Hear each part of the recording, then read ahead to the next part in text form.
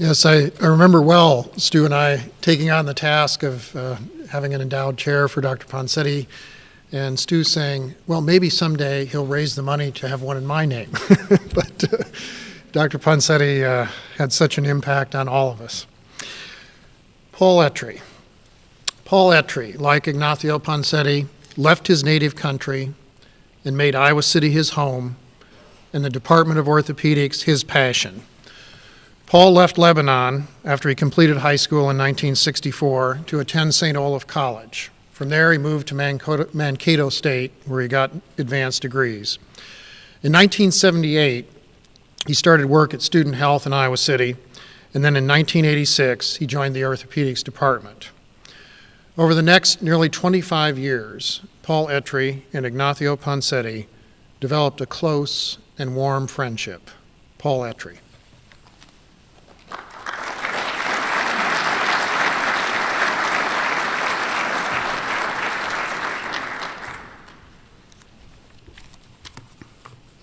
Like Stu mentioned, this event is a celebration of life, the life of a great, gentle, and remarkable person whose name and legacy will never die.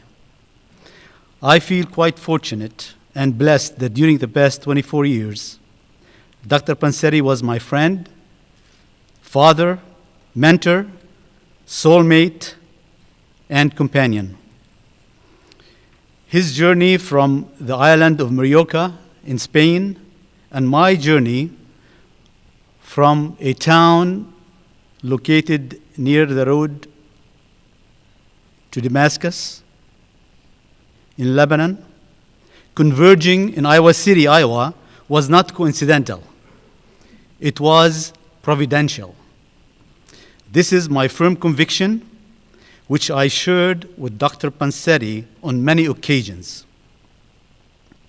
And the fact that I'm sharing the same podium with the likes of Jody Buckwalter, Reg Cooper, Stuart Weinstein, Bill Ponseti, and last but certainly not least, Helena Ponseti, is indeed providential and to me a personal privilege.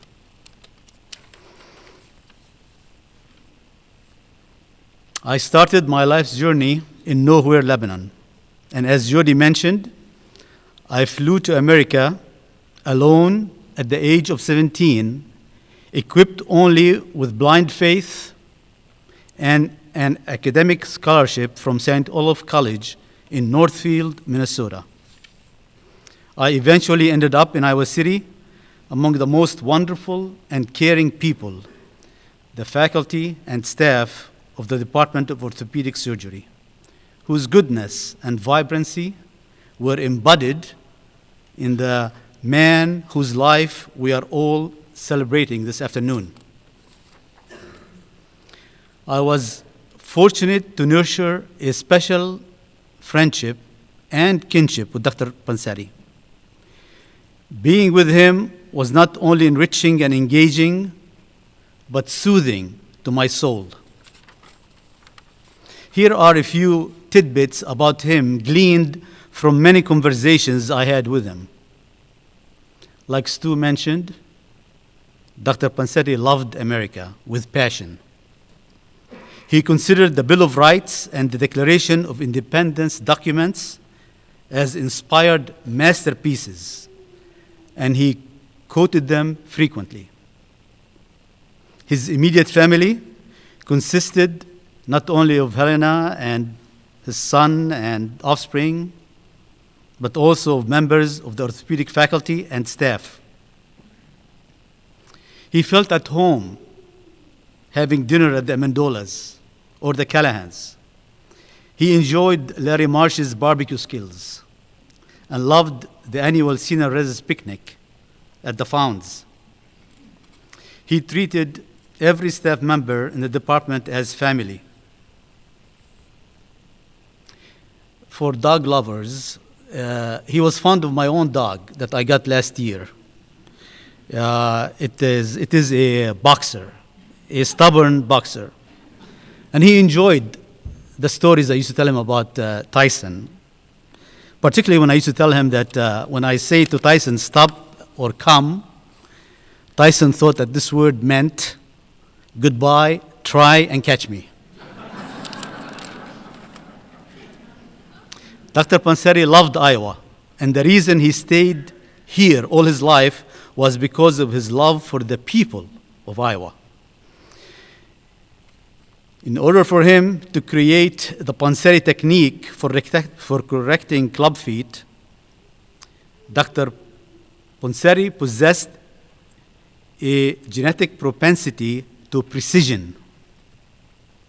He cultivated his sense of precision when he trained as a watchmaker with his father when he was from age 8 to about 14. And this afternoon, I'm actually wearing the watch that he wore all the time, which he and his dad made way back in the 1920s.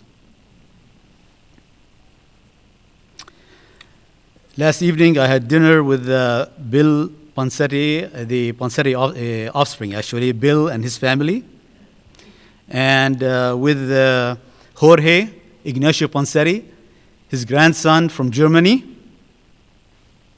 And then, just to illustrate the genetic power of precision, Jorge told me he had two sons, one age 5 and one age 12. They both have the same birth date.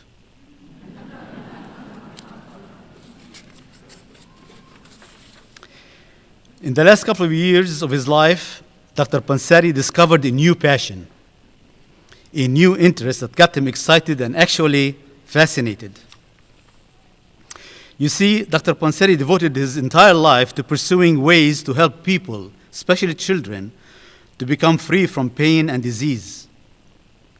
I found out that throughout his life, he was consumed with his science, medicine, patients, research, art, and classical music. He was completely unfamiliar with pop music. He did not know the likes of Elvis, Ray Charles, Paul Anka, Tom Jones, Aerosmith, Madonna, Britney Spears, or even Michael Jackson. Who were they? For the last 2 years, almost every night, I gave him a ride in my car to his home. So I decided to expose him to my kind of music, to my CDs. He was a hostage in my car. I was surprised that he was really a good sport about it and began listening attentively. Very soon, he became impressed with the profoundness of the lyrics, of the modern lyrics, and the beauty of the melody. A new world illuminated his mind and captivated his interest. In the next few minutes, I will share with you 3 of his favorite songs. Now, don't worry and don't walk out. I'm not going to sing. When we played these songs, and Helena was in the car with us, she always ordered us to turn down the volume. Helena has a good sense of hearing and a good sense of sight. So she always said, turn it down. Finally, this prompted Dr. Ponseti to tell Helena that from now on, he's going to drive alone with me. He doesn't want her there. And Helena graciously consented.